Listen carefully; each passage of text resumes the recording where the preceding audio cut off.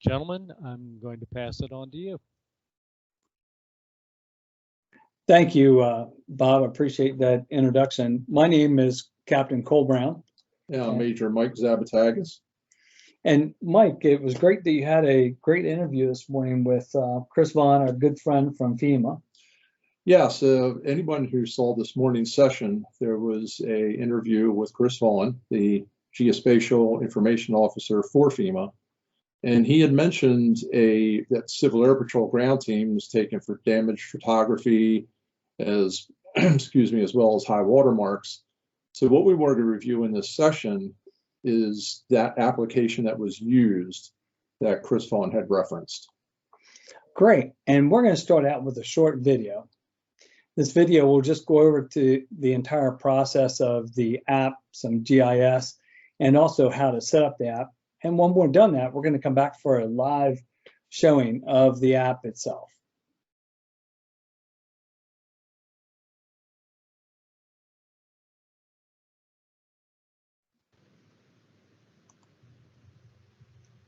Welcome to the presentation on Civil Air Patrol Incident Data Collection Tool using ArcGIS Survey 123 using your cell phone or tablet.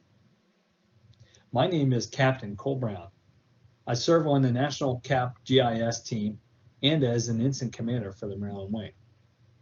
I would like to introduce Major Mike Zabatagas, who also serves on the National CAP GIS team and as an incident commander for the Maryland Wing. Hello, I'm Major Michael Zabatagas, the Maryland Wing Geospatial Information Officer and one of the founding members of the National GIS team. Both Mike and I have worked closely with FEMA's GIS team and the National Alliance for Public Safety GIS to develop a single tool to serve multiple purposes. Let's get started with a review of the National CAP GIS team's resource library, which is located at www.gis.cap.gov. The Civil Air Patrol Geographic Information Systems team provides geographically and spatially focused information, insights, services, and solutions, enhancing situational awareness across all CAP missions. Located on the website is a disaster response portal, and during a disaster, this provides lots of rich information and GIS resources. The CAP Disaster Portal, with its many resources, is also the central depot for all of the CAP Incident Data Collection surveys that are collected using the CAP Incident Data Collection tool and displays this information on a dashboard. Further down is the CAP Operation Situation Awareness Tool, which is a story map with lots of information. This story map is operational 24 hours a day, 365 days, standing ready for any incident. Being a story map, it has various tabs for various different weather events or incidents and provides rich information and various links. The Situational Awareness Map provides an overview of all the CAP assets, its location, and its current status. Under tab number 2, the National GIS Hub provides various links to the collection guide for the incident data collection guide, as well as the collecting of high watermarks. Under the high watermark guide, it provides guidance to various team members in regard to what to collect and the types of high watermarks that we're looking for. This will also provide them with all the information necessary when collecting high watermarks. The CAP Incident Data Collection Tool for Survey 123 will be the guide that we'll be using throughout the rest of this presentation and will be helpful when downloaded. Of setting it up and utilizing it also helps get your emergency services personnel up and running and ready to go if an incident should occur.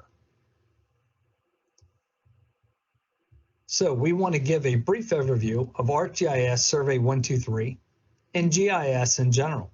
Survey 123 for ArcGIS is a complete, simple, and intuitive form-centric field data gathering solution that makes creating, sharing, and analyzing survey results possible in 3 simple steps.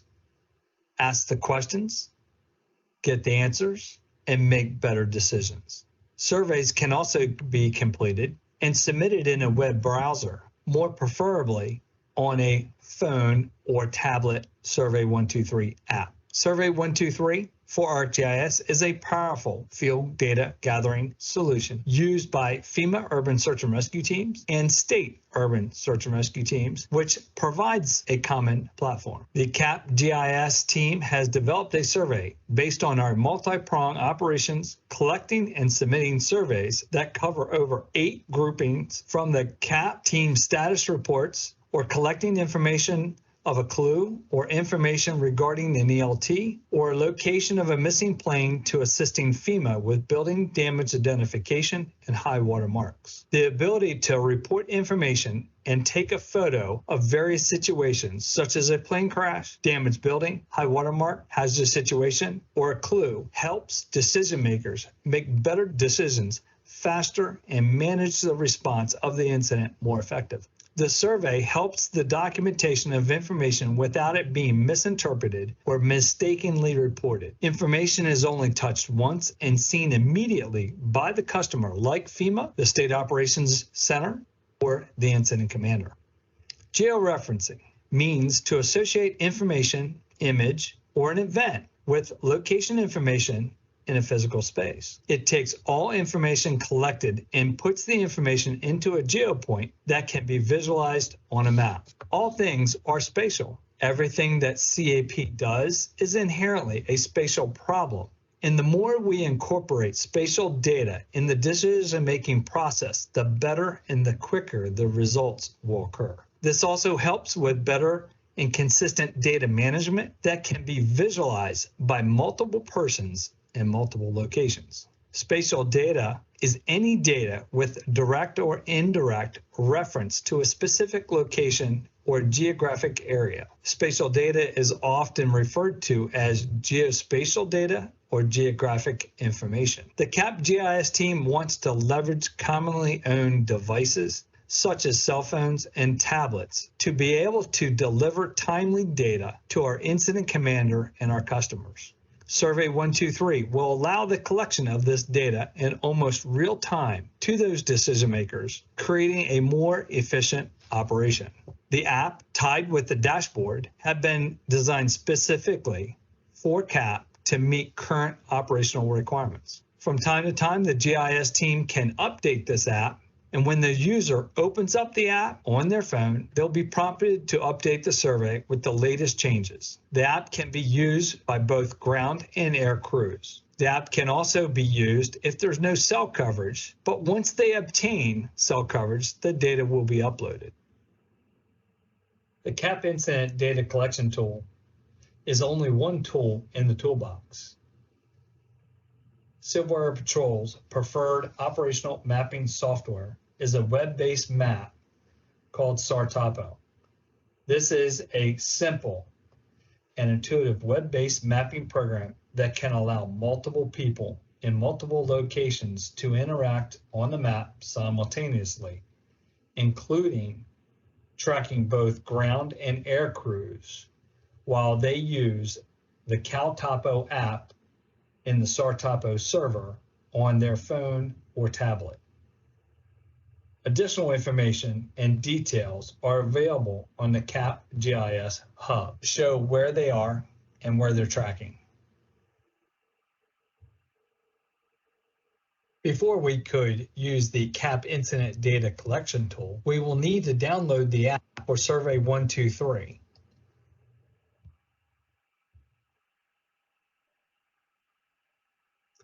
Once you've downloaded this from Google Play or the Apple Store, you will then click Open, and it will bring you right into the survey. In other cases, you will get to the point where it will bring you to this screen, and you will just continue without sign in, bringing you to where the actual survey is located. Once you have downloaded that, you can come to this location. It's going to ask you if you want to open it with the Survey123 once you've downloaded the survey. Click Open, brings you to here, and then it will download the survey and load it right to here. Well, there you go. That's the actual app. I'm going to switch over here to a live view of the app itself. And here we go. So, Mike, basically what we have to do is we're going to go ahead and open up this app. As we indicated in the earlier session, that you do not need an account to download this onto your phone. So everybody can download the app onto the phone. And from this point is you just click with and sign in. It brings up the actual survey. And then from the survey, you just click on it and it's going to load the survey. Once the survey is loaded, we're going to say we want to collect down here at the bottom. And it brings up the actual survey. So one of the things I want to do is review with you is that we have some instructions right here. So you'll see this little drop down and we just hit that drop down and then basically it brings up all the different icons that will be used. And these icons are the icons that will show up on the map, on the dashboard in the app. From this standpoint is if you have this loaded and you have a whole lot of people that are around you that need to download this, they can use a QR code and download it by just looking at this QR code, and you can share it with your team. From this point is it also talks a little bit about the favorites. When you fill in information, if you hit the favorites button, it will allow you to save it. So when you're doing multiple surveys, because on an incident, you could typically do up to about 50 to 100 different survey questions that are being fed in throughout the search. So it gives you some instructions. At the same time as you're going to see here is that before you close, it's going to ask you, do you want to lose all your changes, or do you want to continue with the survey, or do you want to put in drafts? If you're not finished with it, you can put in drafts and then come back and finish it up. And again, once you have saved all your favorites, you can always click the hamburger button at the top, and then it will drop down and says, do you want to paste from your answers from your survey? So Cole, this would be a good example of you're doing either a training exercise or a real event. As Cole had mentioned, several entries, so you don't have to fill the top section out over and over and over again. You go back and that little hamburger button and you paste, and it will fill in this top section that Captain Brown is going to fill in. So that's saved. You can just keep hitting that hamburger button for each entry. Saves you a lot of data entry into the app. Yeah, and basically it's very question driven. What I find with this is an example is this is a test entry. So as you're downloading this and you say, hey, I want to really fill out a survey, what we would ask you to do is to hit yes, that this is a test entry. Those test entries do not go up onto the dashboard. They've been filtered out. Now, if you hit no and you continue on and you hit it, we'll check the database, but realize two things, that in State Operations Center in Texas and Alabama, Louisiana, they've downloaded the dashboard that CAP has, and it is in the NCRC down in FEMA, and they see it live also whenever we have an incident. So we want to make sure that we're careful about entering it. So we're going to sit there and say no for right now, but you guys would do. If you're doing a SARAX, they would sit there and say, no, this is not a test entry, but it is a SARAX. And from that point is go ahead and enter the data. And that also gets filtered out specifically for a SARAX. If it's not a SARAX, then from that point is it's going to ask you the next question, is it a national level event? If it's a national level event, you would click yes. And then from that point is it's going to give you a drop down. And from the GIS team is we load in the different hurricanes that are coming up the coast as they come in, and then you would check which one it is. If it's not, you just simply click on no, and then we'll go into our mission. Now, Mike, we had a mission number. What is that mission number? 20. Okay. Mike 1950. 1950. Got that in there. And then we're from Maryland, so we just click on that. And what this is going to do is it gives us our region. And again, it says select the state which your wing is located. The reason is on a big, huge mission, we're getting all these resources in from different wings. We want to know who's doing those surveys. Right, and this gives the decision makers the option to filter by different Wings. teams and Yeah. wings, so they can see who is submitting what. And what's our sorting number, Mike? G001. G001. Okay, great. And that comes right off of either our 104 or That would come right out of Wimmers, Yeah. unless you were instructed to enter something different. all right. So we're going to realize that Andy Smith is our team leader. So we put his name in there, and then someone's like, okay, well, or team name. Sorry about that, folks. Team name's going to be, we're going to go with Carol Ground. So we can put that in there. Our team leader is going to be Andy Smith. And then from there, the reason that we have is we have a team leader, which is the actual leader for the actual mission, but we may have one of our cadets be entering the data. So we're going to have in Joe entering the data, which is Andy's son, who is also a cadet. All right, Mike, you want to talk a little bit about this position aspect, and we'll go from there. So you want to make sure that you do have your GPS active on your device, whether it be a cell phone or a tablet. What you'll notice here is there is a location quality warning. That's a yellow box around the map. So FEMA has requested 5-meter accuracy. And you'll see here that this particular location is 12.4-meter accuracy.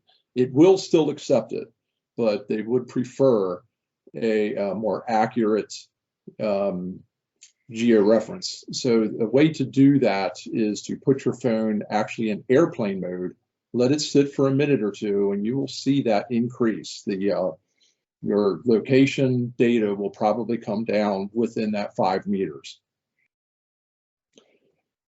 If you hit the little satellite button up at the top, it gives you your location status. So you're really quick, how fast it's updating. You have latitude, longitude, your altitude, how high you are above mean sea level, your U.S. national grid in the full complete format. And it gives you some horizontal and vertical accuracy. These are things that you don't have to worry about so much. It's some nice information. If you go back to the app and you scroll down just a little, okay, I'm sorry. You can touch on the map, and if you're having trouble getting accuracy, if you know your exact location, you can move the cursor to where you know you are, so you know you're at an exact intersection, and you can place it there, and that then references your location. The app will automatically date and time your submission. So you see here, Saturday, November 14, 2020 at 2:11 p.m. or 14:11 Eastern time. And it also shows you your U.S. national grid coordinate, as well as your latitude, longitude in the proper format of degrees, minutes, decimal minutes. Yeah, and it's important also the way that we speak that, isn't it correct, Mike? It's very important, because if you just say 39er 36076 by 7651422, that could be in several different formats. So it's very important that everybody is using the correct format of degrees, minutes, decimal minutes. So 39er degrees, 36 decimal 076 minutes by 76 degrees, 51 decimal 422 minutes. Yeah, so speaking the words degrees, minutes, and decimal are really important here, because it could send you 30 nautical miles off in a wrong direction. That is correct. If you if this was in minutes, seconds, and you read it in minutes, decimal minutes, or vice versa, it could send the responding personnel quite the wrong direction. All right. So what we're going to do is just show you one slide over here to talk about waypoints here real quick. And we're going to talk a little bit about how the survey is set up with the different icons. But the way that these are set up is 8 different groupings. And this goes based on our multi-prong mission that we have in CAP and all the different things that we do.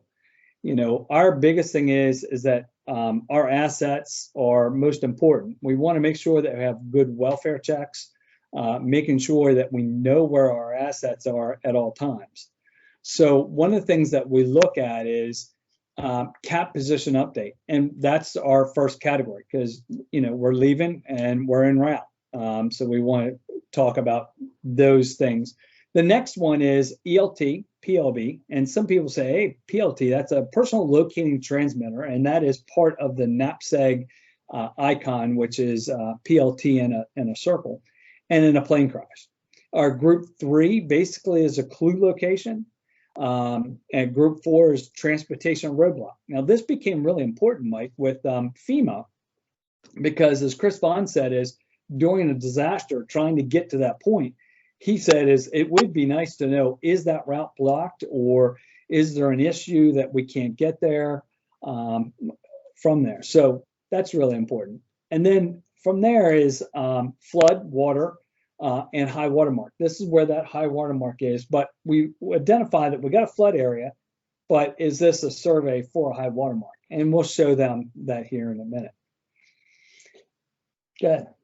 Yes, this was what Chris Vaughn was speaking to, the high watermark collection. This tool was used for that, as it is one of the 8 different groupings that this application can do. And then the other was, he wanted to know, do we have down power lines? Is there an issue as we're walking up? Is there a bunch of like animals or horses or something out there as we're responding to either a pod or doing something? We identify something, and FEMA realizes that we may be the first on the scene, and by identifying these, it helps us understand. We're not getting involved in them, but right, as well as our railroad tracks clear or airports clear. So right. Maybe a regional airport that was in a flood area that may not be serviceable because of the flood. Yeah, true. And then from that point, it's hazard materials or other hazards. We can identify those, put them in the survey, and it's uploaded right away. Structure identification. This is one that was done in Puerto Rico, but it allows us to identify, not assess, but identify if their building's not damaged, failed, or destroyed. And we have some items in there that will help them understand what those are. Yes, this was very important in Puerto Rico, for those who saw the morning session with Chris Vaughn. Our Puerto Rico ground team was first on scene getting photographs of the damage that had happened, and the people in Washington were able to see those real time and make decisions and figure out how many FEMA resources would need to be sent down to Puerto Rico, as well as he said, they can look at that and say, okay, this is going to be a particular level event. They actually was declared a presidential disaster area. Right. And part of that decision-making came from the photographs that our ground teams were able to provide within that first 24 hours of the earthquake. Yeah, and that's one of the things that Group 5 and Group 7 are really important towards FEMA.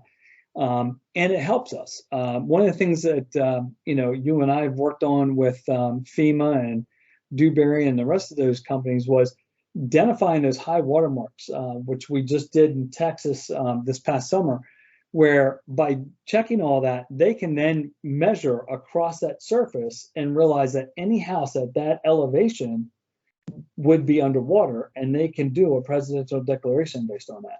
Yes, and also, as he said, they can get an estimate of how many houses. Sure. Using the AI technology that they run with the topographic map that can show what homes in a particular area would have had flood damage. Which, again, we play a very important integral role in that. The last grouping here, and again, this is going to be driven more by I've been assigned to go find a medical station or an ICP or an area command, but this would be a grouping to where you would actually put the actual mark on the map of the incident command place, the staging area, the halo pad, or other place marks as assigned by the mission incident commander. Yeah, this is typically a search management function, Group 8, but you may be asked to put a mark on a map, depending on a specific situation. Yeah. All right, so let's go back here to our live app again. And from here, one of the things that we want to do is show you each of these. So what's going to happen is after you put in all that data up here, and I wanted to come back to what Mike and I were talking earlier, is that we put all this data in, and what we do is hit this hamburger up here in the corner. And what that's going to do is drop down a menu and says, do you want to set your favorite for answers? And you hit that. And then next time you go in, it's going to be available for you to add your answers. So as we come down through here, we come up onto the different markings all the way go through. So we were talking about the CAP position update. The minute that you do this, you'll see right now that there is no other questions. And if we didn't answer anything, we just put a general comment and we hit the check mark, it will send that survey out to the dashboard with just a general comment in there. So one of the things that we want to do is that we're going to actually click on position update because we're getting ready to leave the mission base and we're heading out. When that happens, it brings this drop down in and it gives us either a welfare check, we're en route to a search, we're temporarily out of service for a meal, we're in a search area at location or on the scene of where we were asked to go to, or we completed a search task, we're RTBN. And yes, that can be used by air crews of wheels up or wheels down. This really helps out, especially when you've got a lot of radio traffic going on, or I can't get back to mission base, and you're out there and you're able to sit there and actually put this on. It's real time, and it gives you precise location of exactly where you are and tells us what's going on. I do want to emphasize, this is not to replace radio communications with your incident staff. If you've been instructed to do hourly or half-hour check-ins, then you should do those and use all your communication tools available to do that welfare check. What this really helps with, as soon as you hit the submit button, it will put that dot on a map so that the incident command can see exactly where you are. And there's no relay of coordinates from the comm staff to operations folks, and then them having to enter the data as a waypoint into a map. So this assists in that, but it does not replace radio communications. Yeah.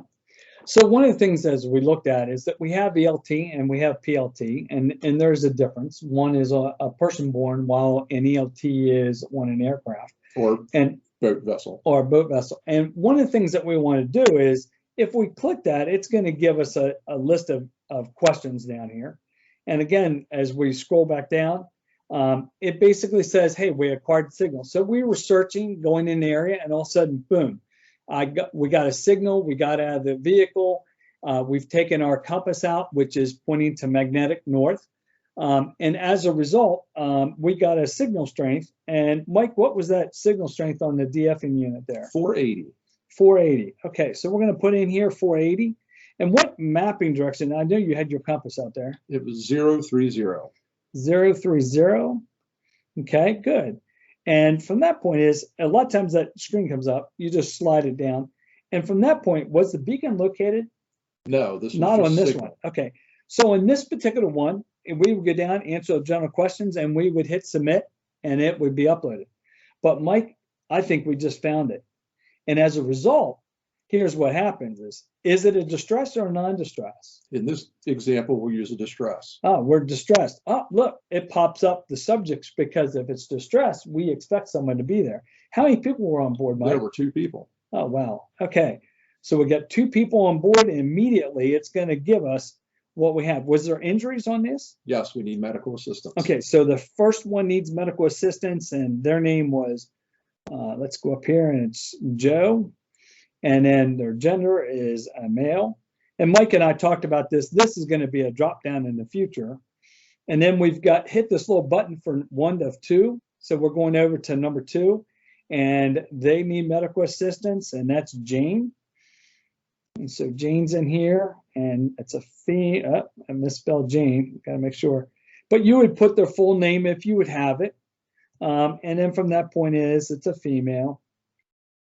And from there, Mike, what about the vessel? You know, we'd have the vessel, which is This is an aircraft. an or a plane. aircraft. So we have the airplane registration, their tail number, the beacon serial number, was it registered owner, who was it, and what's their telephone number and mailing address. So- all of that information would be entered because we have to do it anyway. If you put in all the information that you have, if you don't know the registered owner's name or phone number, then obviously you can't enter that. So you enter the data that you can. This is really designed towards the task in the ground team task guide of actions on locating a beacon. Yeah, and then from here, you know, we definitely want a picture of the beacon, the plane, and maybe the general vicinity of where that was located. And what's nice is we can take a photograph right here, Mike, and with that photograph, we can take up to 3 photographs and tie it to this. Yes, we do recommend that you use the camera option here. However, if you already taken the photos and they were stored on your phone, you can hit the file button and that will take you into your phone and you would map to whatever photo you wanted to and submit. The nice thing about the camera option is this will not store the photo on your device. That will take the photo and back up to the application. So there won't be any incident information stored on your device if you go direct to the camera option. And that's a good point. And that's one of the nice things that I know that the urban search and rescue teams and FEMA and some of the other people have really said is that they've been able to utilize the survey for that purpose. So we fill that out, and that's for either a PLB or an ELT. But now what we do is we'll hop down here to the clue location. And if you hit clue, it brings you up and it says, hey, what's the clue? And then from that point it says take a photograph of the clue. You can put comments up in here or come down to here and you can put general comments and then hit submit. So from there, the next one, and that's a pretty simple one, but if we found all of a sudden we had ELT, we got there, but we found the actual plane crash.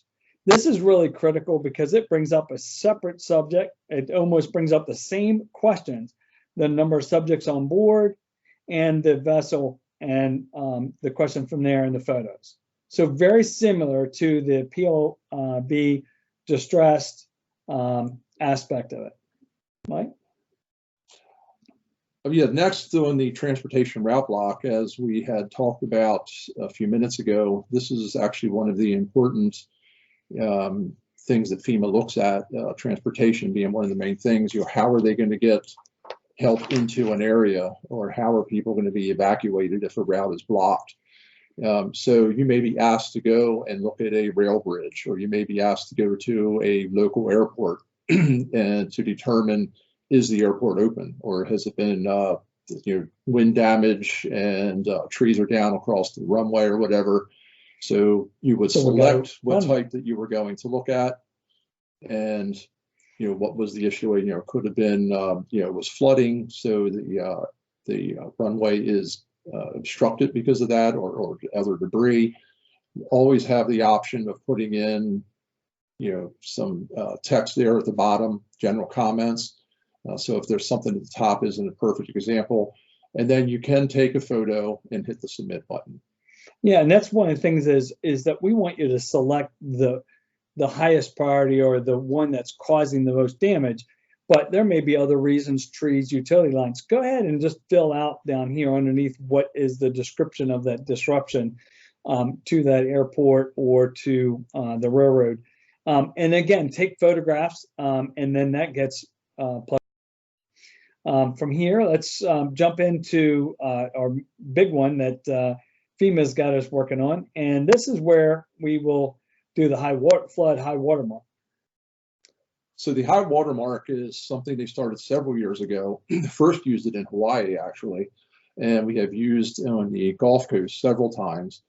So this is where a ground team, immediately after a flash flood or a hurricane type event where the waters has receded, and this is very important that the waters have been receded and it is safe to access a mark, such as a seed line across the side of a building, or just a water stain on a window or whatever that is. And then you would be able to submit this entry of Right. where the water was. But, Mike, a lot of times was on no different than I remember North Carolina when our teams went down. They were driving down this road and all of a sudden there was water across the road, but they weren't doing a high water mark. So they could simply just go in here and hit, is this a high water mark? No. And then put in the location of what it is and describe, hey, transportation blocked and I've got flooding waters at this location.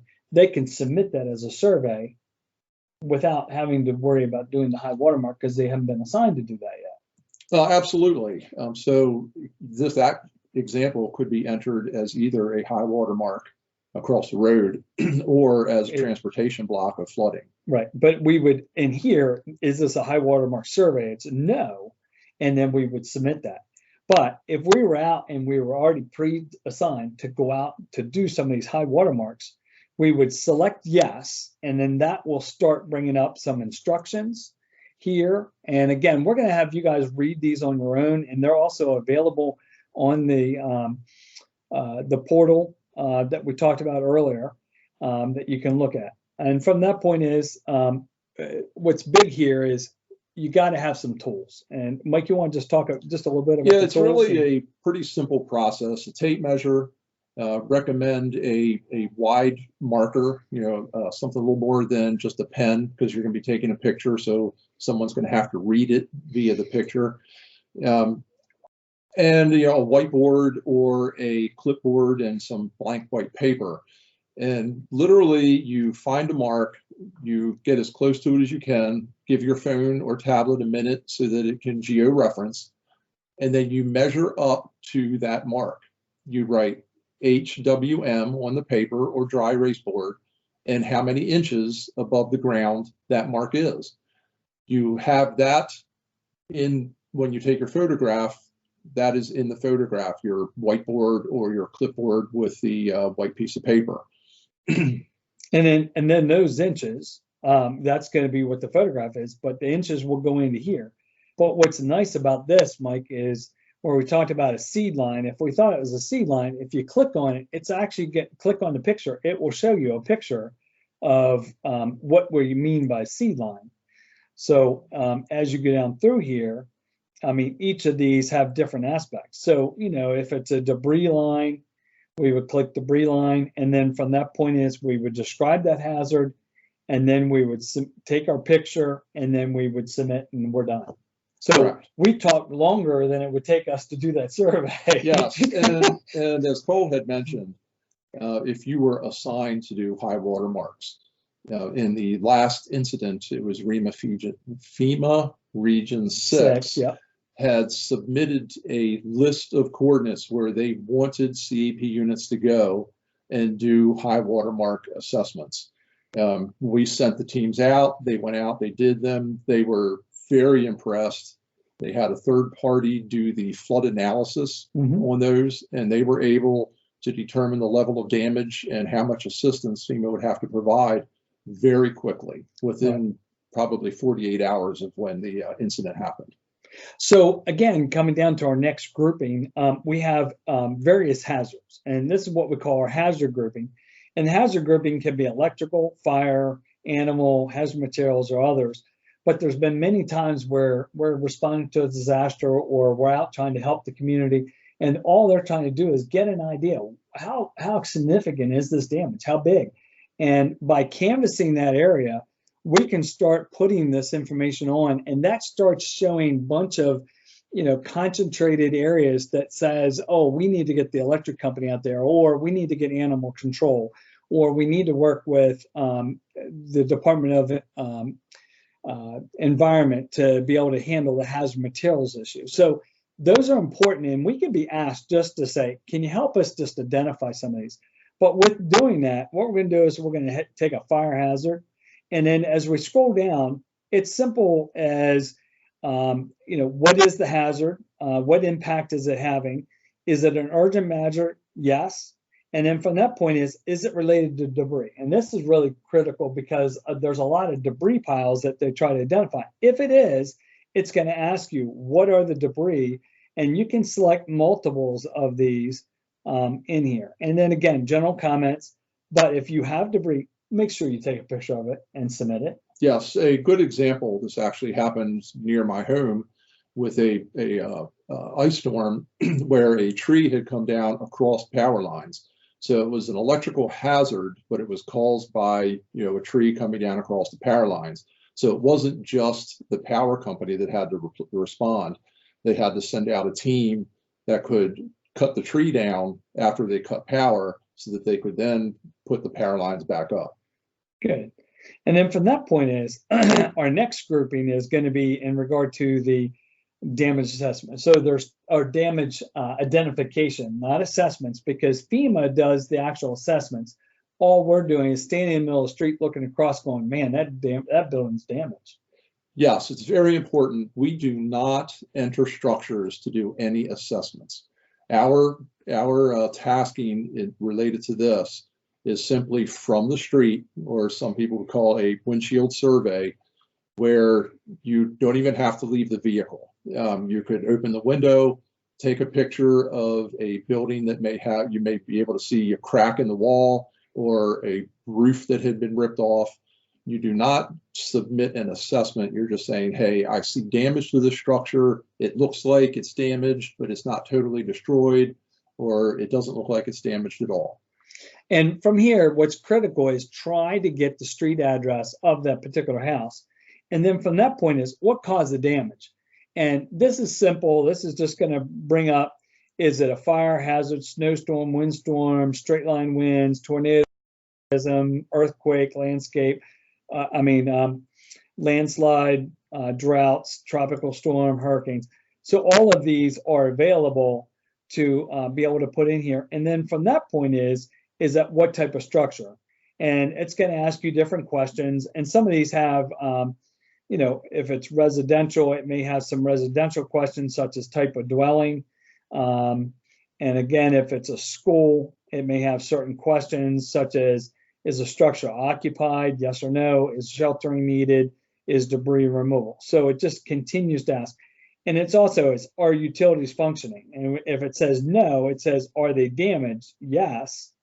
And when it does that, which ones are damaged? Is it gas, electric, telephone, or is it multiple? And if it's multiple, it allows you to select the multiples down here. And again, all that information goes right up into the dashboard and right to FEMA to be able to make better decisions and effective, quick decisions. And as you noticed, as Cole had stated earlier, it's very question driven. So as you answer certain questions, different other questions are asked. As you saw, what kind of damage? Is it residential? Is it a school? So each time you answer something, you may get a different question next. And again, this is the same, almost the exact same app that the urban search and rescue teams have, the state urban search and rescue teams, and local teams will have. And so, we're basically comparing information back and forth with our FEMA team. And this symbology also comes from the NAPSG, National Alliance for Public Safety, GIS. They had a working group with all of those urban search and rescue teams and Civil Air Patrol to come up with this symbology that you're seeing here. So this is common symbology for all of these different types of incidents. From there, we also have is the instant command post. And then as that comes up through, it has a description of location. Telephone numbers are always really critical. And then we would submit that information. So, and then from that point it's simple. We just hit the button and it's going to ask, do we want to send now? And we hit send. It's going to collect the information and send it. So it will say that you had one sent message. And that is as simple as it is I think we've talked longer than it takes to do a survey. Yes, and I did want to get to, there was a couple of questions that I had noticed. I did want to address one specifically. There was a question about social media. So this app is not intended to bring in any social media or any crowdsourced information. So there are separate tools for that, and we're going to allow those tools to do their job.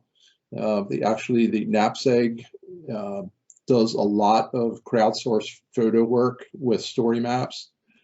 for incidents. So we are going to allow them to do their job. This is a little more focused for Civil Air Patrol's needs and what FEMA has asked us to provide. Yeah, that's true, Mike. And you know, as we go up, one of the things I definitely want to show here before we leave is that, you know, a lot of people are asking about the dashboard and et cetera. So I want to try to bring that up. Yes, and there was another question about, has the survey been shared? So the survey is running, it is up, it is available.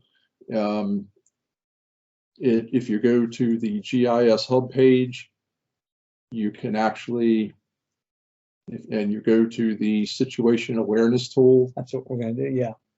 That will, on tab 2, there's 2 documents that will help you. One in describing the high watermark collection specifically, because that is something that we have done many times for FEMA. And the other is a document that covers basically everything that we just talked about. So the data collection guide is covers the entire app, as we just talked about. The high watermark guide is very specific, obviously, to high watermarks. That QR code that you see on your screen, if you scan that with your cell phone or tablet right now, after you've downloaded Survey 123, you got to have that on there first, right? You can have that on first. Yeah. You can do it purely web-based, but we have found that if you download Survey 123, it's a little bit smoother. Yes, and seamless. the questions are better off Yes. based on an app. So the other thing is everybody's asking, okay, I did these surveys, where's this data go? And again, it goes to the CAP dashboard, and here's the dashboard itself. And one of the things I want to show is that we had a structure over here, and again, some of these are training. It looks like we've got some people doing some stuff in here, but it gives us these little tags of the different aspects. So we had an airplane crash.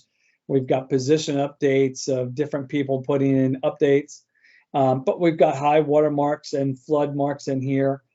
And one of the things is, just to give you an idea, is that when these are actually the actual flood. This was Hurricane Hannah. Hurricane Hannah, where they collect it. But you'll see in the background, we can update the map.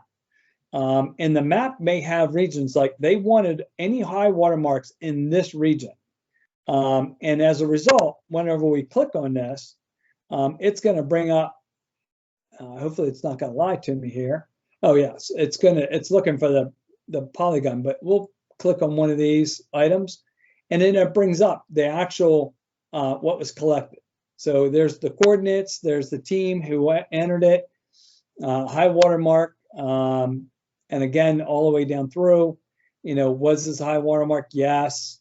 And there's all the questions that are asked based on this. And then from there, there's the picture. And this is the type of picture that we're talking about. So, you know, there were 8 inches.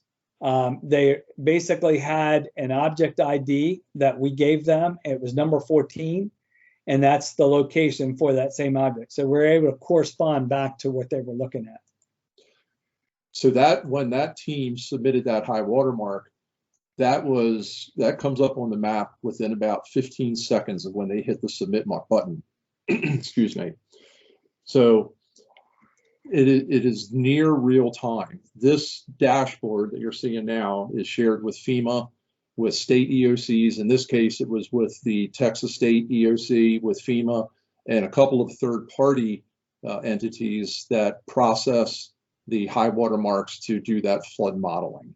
Yeah, and this is live, meaning it never goes to sleep. It's up 365 days a year, 24 hours a day, and that if some event came up, you know, we could start doing it, such as if we start getting tornadoes up in the central area up in here, and in Little Rock or over in this, we can actually turn it on at 2 o'clock basically they start loading surveys at 2 o'clock in the morning, and the EOC says, hey, we want to see what you're loading. They just go up to the GIS Hub website, go up here, click, and boom, they're in. And they start seeing the data that's being collected by CAP teams without anybody having to touch it. So, Mike, that's pretty much about the whole thing from nuts to bolts and right into where we are. So, do we have any questions? Yes, I was just looking to see if there were any other questions other than the one about the social media. And again, we're leaving the social media to basically NAPSG. Pictures off social, again, it's a social media question. Yeah, so this app is for either Android or iPhone. There was a question if it's an iPhone app. So when you go into either the Apple Store or Google Play Store, that's where you would go to search for the Esri product Survey 123. And it is available in both Android and Apple. Yeah, both formats.